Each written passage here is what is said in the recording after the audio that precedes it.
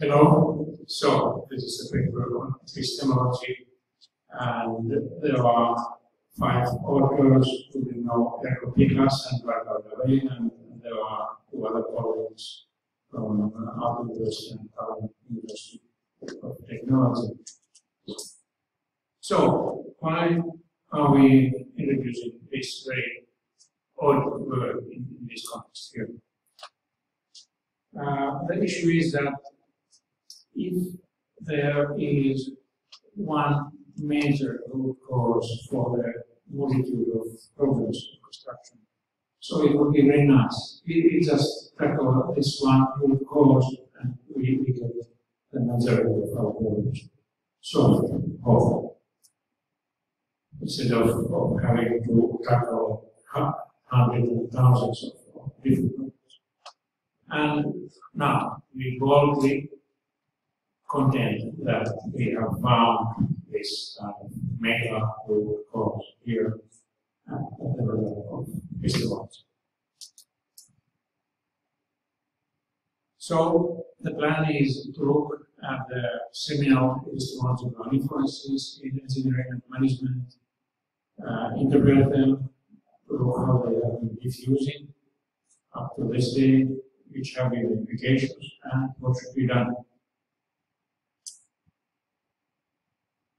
Engineering, scientific engineering, is not old. It was consolidated in the mid of 19th century, and the Scott Rankine was one of the leading personalities. And in a programmatic lecture from 1958, he defined what this new thing, scientific engineering, is. So the novelty was to use natural sciences, especially physics and engineering. Before that, these 2 areas had been just separated. And it was about designing artifacts. Most of physics could be used in design of artifacts, rather than in other areas of the life cycle. What was the criteria? The new criteria was to have the best possible optimal design of the plan. And so exciting was Rankine that he elevated this new kind of engineering. He said that engineers and mechanics who are using natural science are sages. So it is the superior form of knowledge. So it is the inferior form, practical knowledge, which is there, is based on approximation, judgment, practical rule, and non-engineers are doing that, especially in the area of making, constructing, and obviously what happens after that for the artifact. So engineering seemed like this. So in science, physical laws were developed looking at phenomena, they were validated, so there was a 2-way traffic there. However, in engineering, these same physical laws were then pushed towards artifact, to deduction. Optimality was the criteria to stop, and pre-existing knowledge about the physical laws was used. And that's it. And actually, still today, scientific engineering is like this. Students learn mathematics, physics, and all they do is deduce how those are reflected in practical designs. Is this the only alternative? And of course, I should say that epistemology refers to from where we have knowledge, and that here it is in epistemology. A bit later, there was Shewhart, the father of quality, and he had very different ideas. Instead of scientific knowledge, he wanted to use the scientific method to reduce the gap between the intended production and what was achieved. So he proposed that production should be seen as a scientific laboratory. So specification, production, and inspection with practical activities should be seen to make a hypothesis, to carry out an experiment, and to test the hypothesis. So we have here the dynamic scientific process of acquiring knowledge. But obviously we are acquiring knowledge from a very different place in comparison to that, from practice, from work.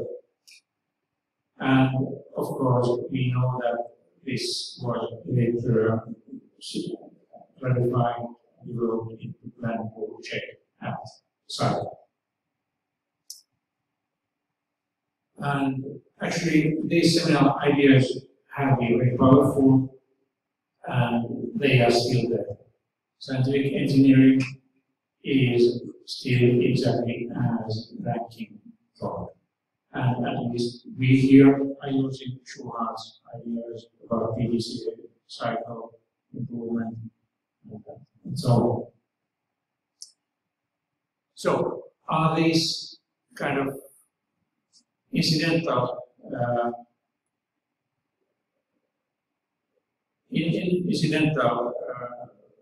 ideas by Rankine and Shewhart? No. They are just instances of powerful ideas which has gone through the history and which were there already in antiquity. The question is about Platonic epistemology and Aristotelian epistemology. Platonic was there first. And the big thing is to start from ideas and deduce what we need to do towards the world. And it seems a bit narrow, poor, but actually it started from mathematics, and in a wonderful way, the world obeys mathematics. So we do our calculations, and there are consequences in the world, and we do not hope to learn anything from the world regarding our mathematics. Rather, mathematics is developing in the world of ideas. And then this was generalized. There are concepts like unity, truth, fairness, and so on. And we start to reduce these towards the world. Aristotle was an empiricist. So he wanted to start from observations on the world, and from these ideas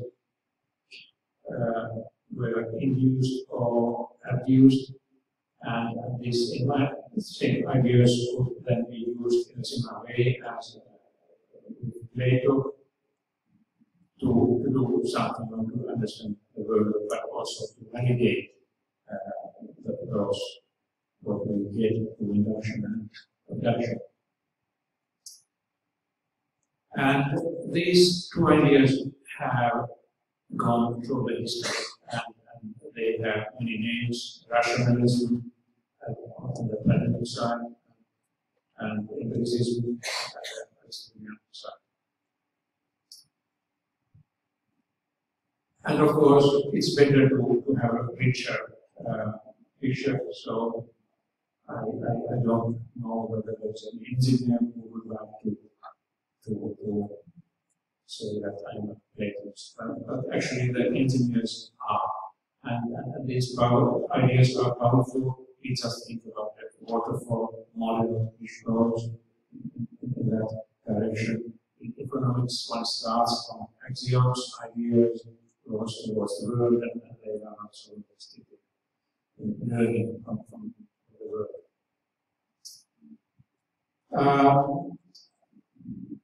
And correspondingly, the Aristotelian side is there, and in many ways. And at the moment, string theory in physics is extremely Platonic. It's just mathematics, and data science, just taking data and analyzing it, is at the extreme Aristotelian side. So we both exist very much in general. And so there have been practice-oriented approaches to engineering, but especially after the Second World War, the idea of scientific engineering being based on science and mathematics get traction, and as we know, it is the contents of engineering education even now. On the other hand, in management, there were famous 59 reports on business education, and they promoted to Platonic disciplines, economics and quantitative methods, and both have been influential in management practice. Gaining Platonism. So, in engineering, production, and management, the Platonic approaches have been dominant, although there have been Aristotelian countercurrents being quoted and so on, which countercurrents are promoted by us, of course.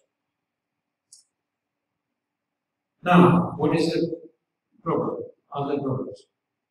So actually, those features of engineering design are simultaneously exclusive, and for many decades, people have tried to create correctives to extend, but I think those correctives have not been fully successful, and one reason is that the root cause for all this has not been revealed. So there has been real progression in design at the cost of other stages, and we know that life cycle engineering has been promoted for decades, and it hasn't started to fly.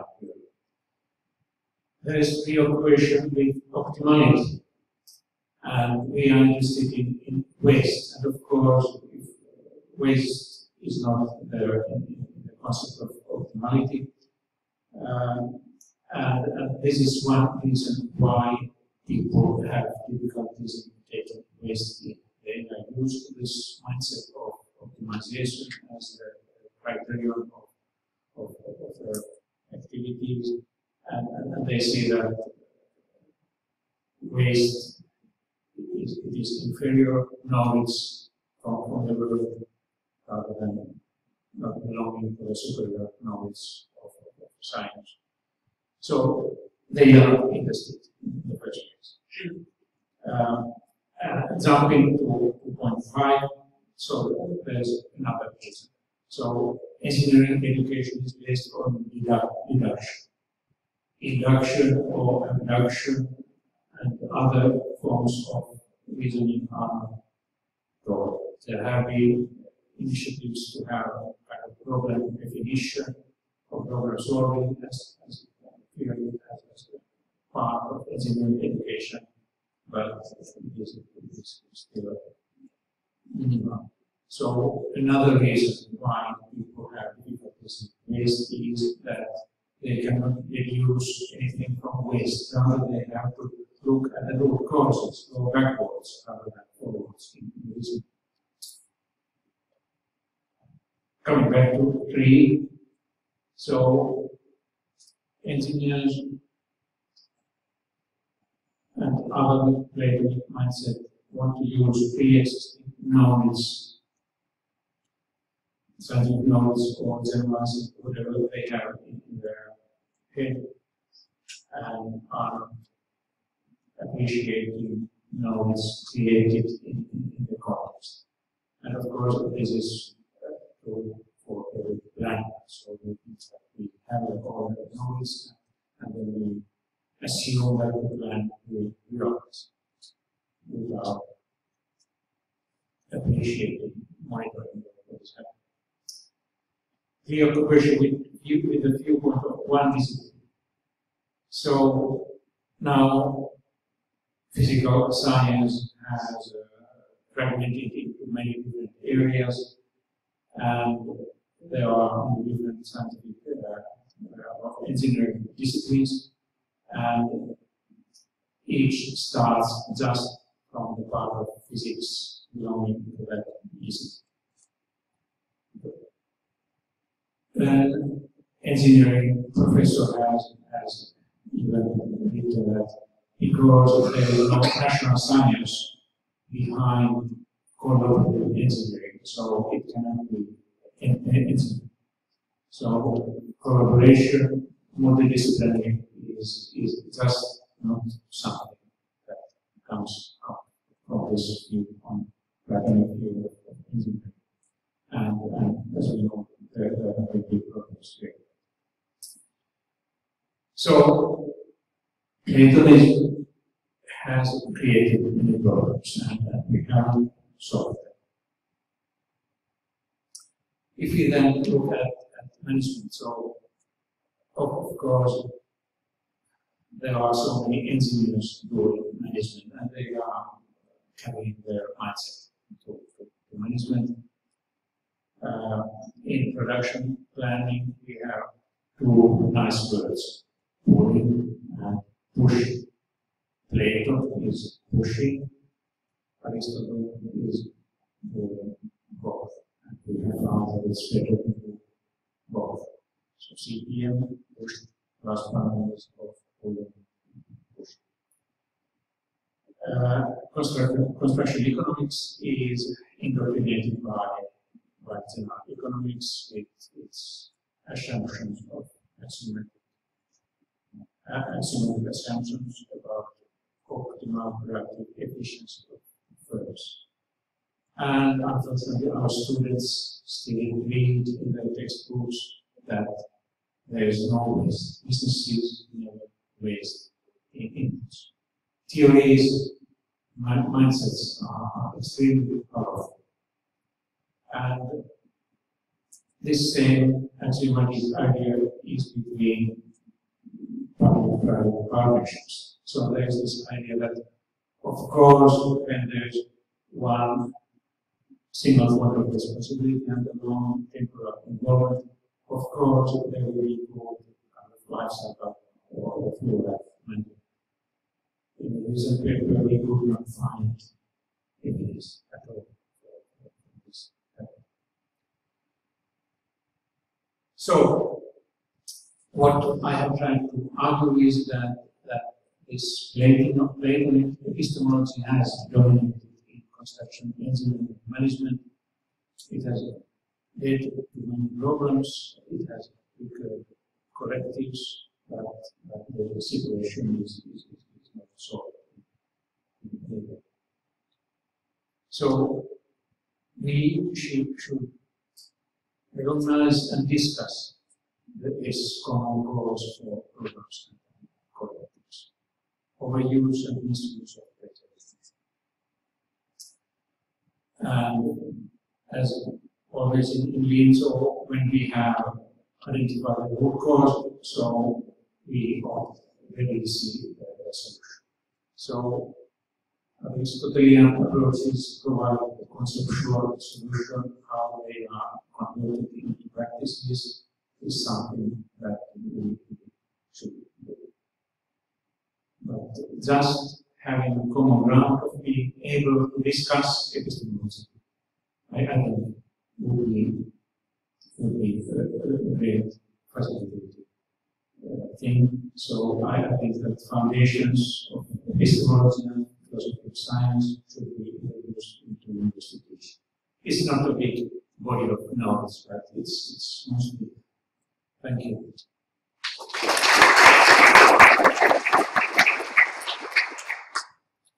Laurie, thank you very much for this beautiful presentation. Let's start the questions. Ergo is a cohort